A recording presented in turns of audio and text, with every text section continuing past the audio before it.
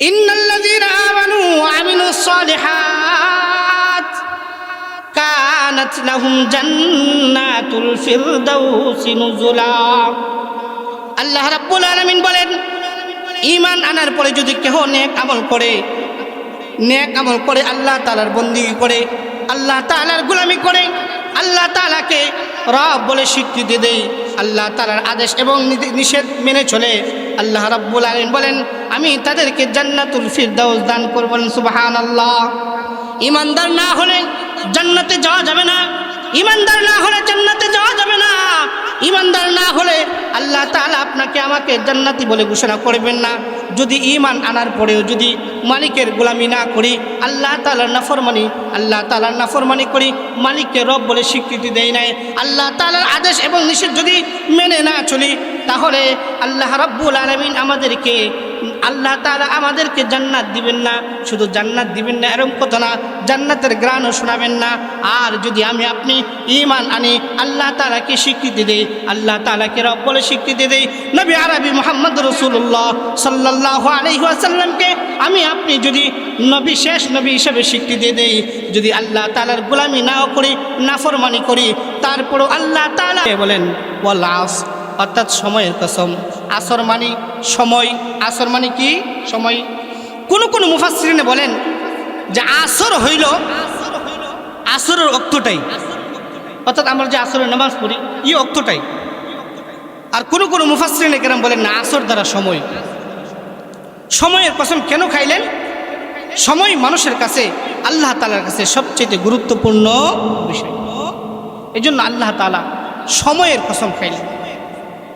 আমরা যারা এখানে বসা আছি, স্টেজে হোক, নিচে হোক, সাইডে হোক, মাহফিলের বাহিরে হোক, আমাদের হায়াত কি জন্মের পরেই এই ছিল, না আমরা জন্মের পর থেকে আস্তে আস্তে এই পর্যন্ত আসছি? আমাদের হায়াত কি ফুরাইয়ে গেছে, অর্থাৎ হায়াত ফুরাইতেছে। আমাদের হায়াত ফুরাইয়ে যাইতেছে, সময় ফুরাইয়ে যাইতেছে। এই সময় আমাদের আর আসবে না।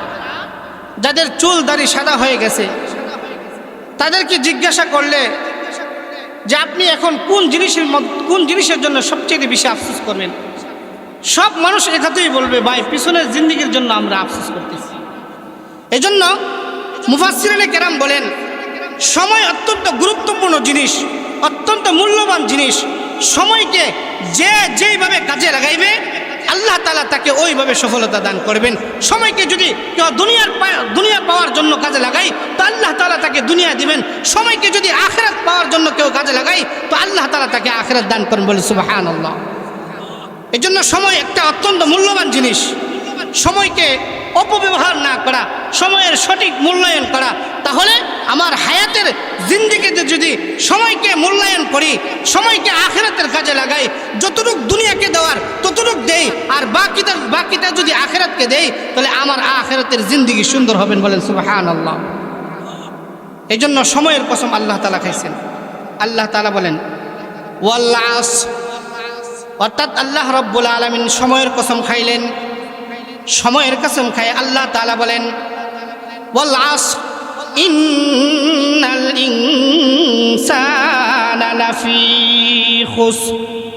আল্লাহ রাব্বুল আলামিন বলেন, সময়ের কসম খেয়ে আল্লাহ রাব্বুল আলামিন বলেন যে সমস্ত মানুষ দুনিয়াতে যারা আছে সব মানুষ ক্ষতিগ্রস্তের মধ্যে রয়েছে। দুনিয়াতে সব মানুষ ক্ষতিগ্রস্তের মধ্যে রয়েছে। শুধু 4 শ্রেণীর লোক ব্যতীত, 4 শ্রেণীর লোকের অন্তর্ভুক্ত যারা হবে আল্লাহ তাআলা বলেন তারা ক্ষতিগ্রস্তের মধ্যে হবে না। অতএব আল্লাহ তাআলা নবী আরবি সাল্লাল্লাহু আলাইহি ওয়াসাল্লামকে ডাক দিয়ে বলেন, নবী আমার, মক্কার কাফের মুশরিকরা আপনাকে বলে আপনি অনেক ক্ষতিগ্রস্তের মধ্যে রয়েছেন, আপনি ক্ষতিগ্রস্ত হয়েছেন, আপনার অনেক ক্ষতিগ্রস্ত হয়ে গেছে। আল্লাহ তাআলা বলেন, নবী আমার, কোনো মানুষ ক্ষতিগ্রস্তের মধ্যে নাই, সব মানুষ ক্ষতিগ্রস্তের মধ্যে রয়েছে, সব মানুষ ক্ষতিগ্রস্তের মধ্যে রয়েছে, শুধু 4 শ্রেণীর লোক ব্যতীত। কই শ্রেণীর? জোরে বলেন কই শ্রেণীর? আল্লাহ রাব্বুল আলামিন বলেন ইন্নাল ইনসানা লাফি খুসর। আল্লাহ রাব্বুল আলামিন বলেন সমস্ত দুনিয়ার মানুষ ক্ষতিগ্রস্তের মধ্যে রয়েছে, তবে 4 শ্রেণীর মানুষ ব্যতীত 4 শ্রেণীর মানুষ ক্ষতির মধ্যে রয় নাই। তাদের হায়াত যদি এই 4 শ্রেণীর মধ্যে অন্তর্ভুক্ত হতে পারে, তাহলে আল্লাহ তাআলা বলেন তারা সফল কাম, তারা ক্ষতিগ্রস্ত না।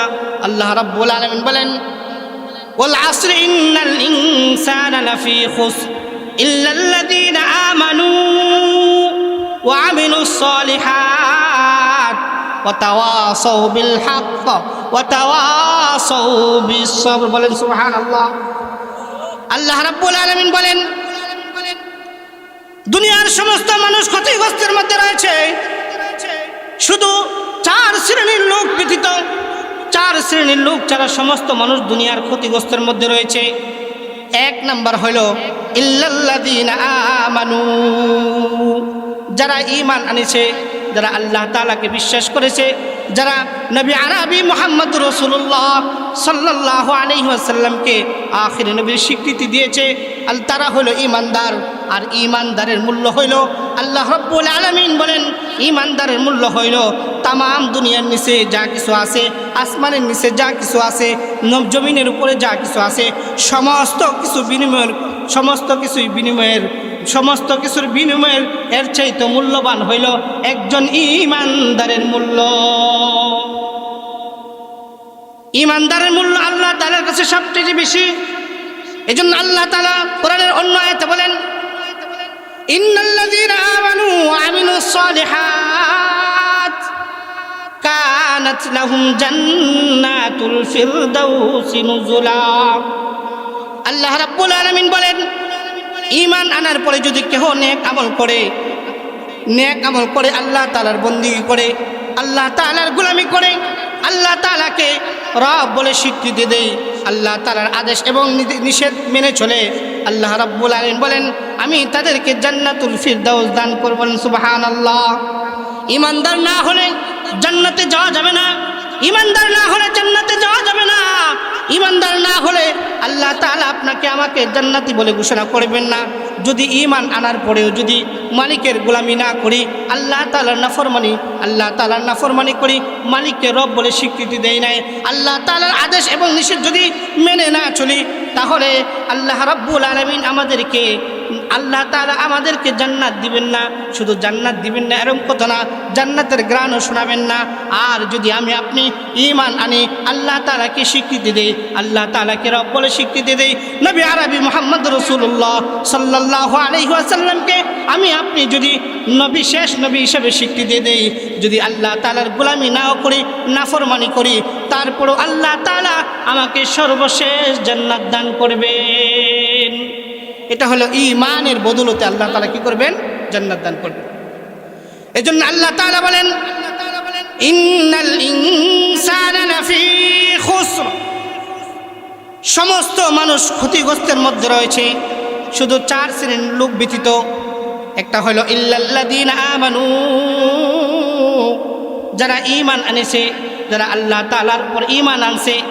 ঈমান আনার অর্থ হইল আল্লাহ তাআলার আদেশ মানা, আল্লাহ তাআলার নিষেধ থেকে বিরত থাকা, ঠিক কিনা? কিন্তু আমাদের হায়াত তো নাই। আমাদের হায়াতে রবের যত নাফরমানি আছে, রবের যত নিষেধাজ্ঞা কাজ আছে, সব আমরা আঁকড়ায় ধরছি। রব বলেন নামাজ পড়ো, আমরা নামাজ পড়ি না। রব বলে মিথ্যা কথা ছাড়ো, আমরা মিথ্যা কথা ছাড়ি না। রব বলে সুদ খাইও না, আমরা সুদ খাওয়া ছাড়ি না। রব বলে তুমি অন্যের হক মারিও না, আমরা অন্যের হক মারা থেকে নিজেকে বিরত রাখি না। তাহলে বোঝা গেল ঈমানদার, আমরা প্রকৃত ঈমানদার হইতে পারি নাই। বলেন ঠিক কিনা?